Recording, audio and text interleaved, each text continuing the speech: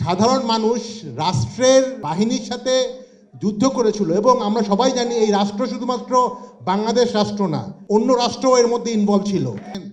আমাদের যে স্বাধীনতা যুদ্ধটা ছিল ওই যুদ্ধটার সাথে কিন্তু 24-এর যুদ্ধের একটা গুণগত পার্থক্য আছে।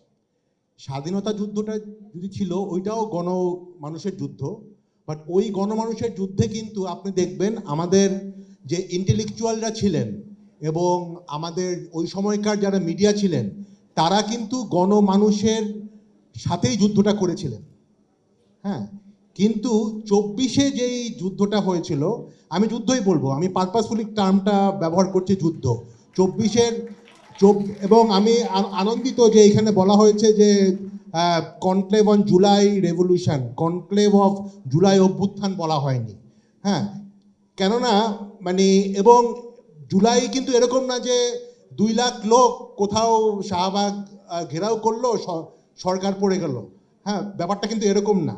জুলাই কিন্তু রীতিমতো সাধারণ মানুষ রাষ্ট্রের বাহিনীর সাথে যুদ্ধ করেছিল এবং আমরা সবাই জানি এই রাষ্ট্র শুধুমাত্র বাংলাদেশ রাষ্ট্র না, অন্য রাষ্ট্র এর মধ্যে ইনভলভ ছিল। অতএব জুলাইটা কিন্তু খুব জুলাইকে আমরা সাধারণ একটা আন্দোলন হিসাবে যদি দেখি, আমার কাছে খারাপ লেগেছে। সকালে আমি দেখলাম একটা কনসার্ট হচ্ছে, আনফর্চুনেটলি বাংলাদেশের সংস্কৃতি মন্ত্রণালয়, যেটাতে ফারুকি ভাই ছিলেন, ওনারা করছে ডেমোক্রেসি কনসার্ট। জুলাই শুধুমাত্র একটা ডেমোক্রেসি মুভমেন্ট ছিল না, এটাকে যদি আমরা শুধুমাত্র একটা মুভমেন্ট মনে করি বা হিসাবে করি, that means it also serves some other purpose. July revolution বলেন না বলেন, কিন্তু এটাকে জনযুদ্ধ ছিল। জনযুদ্ধ না হলে 1400 মানুষ 3 সপ্তাহের মধ্যে মারা যায় না। পৃথিবীতে খুব ইতিহাসে, সাম্প্রতিক ইতিহাসে কম জায়গাতেই আছে এত অল্প সময়ে এত মানুষ মারা যায়, এত মানুষ আহত হয়।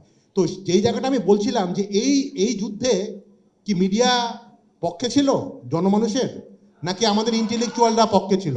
অফকোর্স কিছু কিছু ইউনিভার্সিটিতে, আপনি জাহাঙ্গীরনগর ইউনিভার্সিটি থেকে বা রাজশাহী ইউনিভার্সিটি, ঢাকা ইউনিভার্সিটি, জাহাঙ্গীরনগর অনেকখান থেকে করেছিল। বাট যদি হিসাব করে দেখেন, টোটাল ইউনিভার্সিটির ফ্যাকাল্টিদের মধ্যে ম্যাক্সিমাম 3-4% তারা রাস্তায় নেমেছিল, বাকি 90% কিন্তু ফ্যাসিস্টদের গুণগানই করেছিল। এবং 90% বা অলমোস্ট 100% মিডিয়াই কিন্তু ফ্যাসিস্টদের গুণগান করেছিল। অতএব আমি মনে করি সবচেয়ে আগে ইস্টাবলিশ করা দরকার, জুলাই যুদ্ধে মিডিয়া এবং ইন্টেলেকচুয়ালরা উপস্থিত ছিল না। এইটাকে যদি আমরা ইস্টাবলিশ না করি তাহলে কিন্তু হবে না। এখন যে কোনো যুদ্ধে, আমি শেষ করছি, যে কোনো যুদ্ধের 2টা পক্ষ থাকে, কেউ জিতে কেউ হারে। জনগণ জিতেছিল।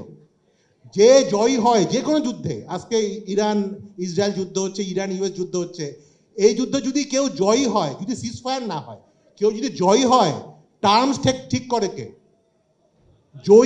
জয়ীরাই টার্মস ঠিক করে। কিন্তু আমাদের ক্ষেত্রে মনে হচ্ছে যে আমরা ঠিক আছে, যুদ্ধ হয়েছিল একটা, শেষ হয়ে গেছে, এখন আসেন আমরা পরাজিত এবং জয়ীরা মিলে নতুন কিছু টার্ম সেট করি, কে কি বলবে, কটটুক বলবে। এইটা আসলে আমার মনে হয় আমাদের টার্মসটা ঠিক করতে হবে। এটাতে জনগণ জয়ী হয়েছিল এবং জনগণ যেভাবে চায়, মাত্র 2 বছর, বেশি দিন না কিন্তু। হ্যাঁ, অফকোর্স আমরা মানবাধিকারের কথা বলবো, বাক স্বাধীনতার কথা বলবো, সেটা হয়তো আমাদের লোকজনকে, এই যে আপনি দেখেন যেভাবে লোকজন তাদের ইমোশন প্রকাশ করছে, আমার তো আপন কেউ যায় নাই, ওনাদের আপন গেছে, ভাই গেছে, সন্তান গেছে, ওনাদের কাছে তো আমরা দায়বদ্ধ, ওনাদের ইমোশনটাকে আমাদের গুরুত্ব দিতে হবে। তো সেই জায়গাটাতে আমার কাছে মনে হয় একটু সময় আমাদের দেওয়া উচিত। তারপরে যেটা শফিক ভাই বললো যে এভাবে চলতে পারে কি না, আমরা সবাই এখানে ব্যক্তি স্বাধীনতার পক্ষে, আমাদের বাক স্বাধীনতার পক্ষে, কিন্তু সেটার ফর্মটা কি হবে সেটাকে বোধহয় একটা স্ট্রাকচার আনা দরকার। এবং এই স্ট্রাকচারটা করবে জয়ীরাই, জনগণ যারা জয়ী হয়েছে তাদেরকে স্ট্রাকচার তৈরি করতে হবে, পরাজিতরা করবে।